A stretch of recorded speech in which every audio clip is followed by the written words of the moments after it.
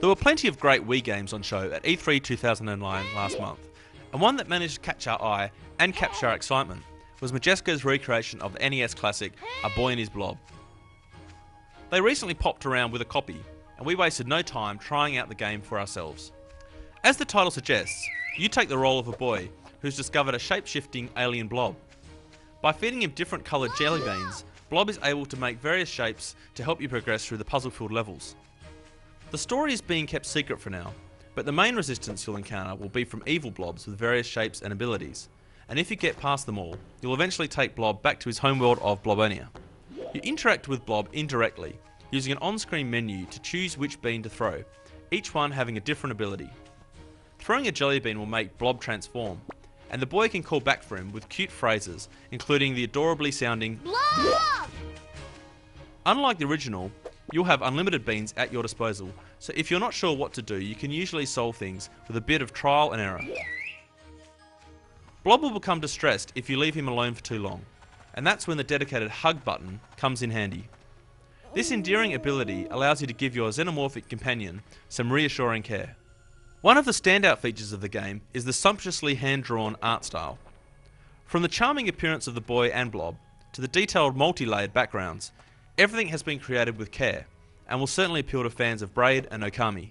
The first level we played was called Forest, and features a lush backdrop of trees, green grasses, and flowers. This level introduces to Blob's basic abilities, including a hole and a ladder, which you can use to drop or climb to other platforms, and a balloon, which lets Blob float to platforms above him. While the boy's jump is quite limited, you're able to take advantage of gusts of wind in the swamp level to carry you to the next platform, and you can also use the trampoline ability to reach higher ones. The next level we saw was called Caves, and by now a variety of jelly beans had grown to the point where we found 4 new shape-shifting abilities at our disposal. The bowling ball is useful to destroy blocks in your path. The anvil can be dropped onto blocks below you. The space hopper is used to bounce to higher platforms, and the parachute can glide across wide chasms. The final level we saw was called Gearworks. Here we found some of Blob's other abilities, a shield used to protect you from projectile attacks, and a jack used to activate roof-mounted switches.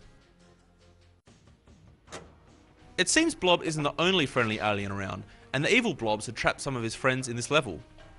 By throwing them a blue jelly bean, they can transform into a balloon and float away to freedom.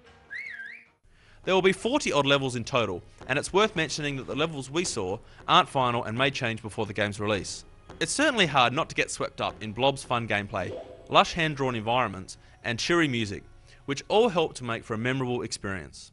A Boy and His Blob will be heading exclusively to Wii this October, in both Europe and North America.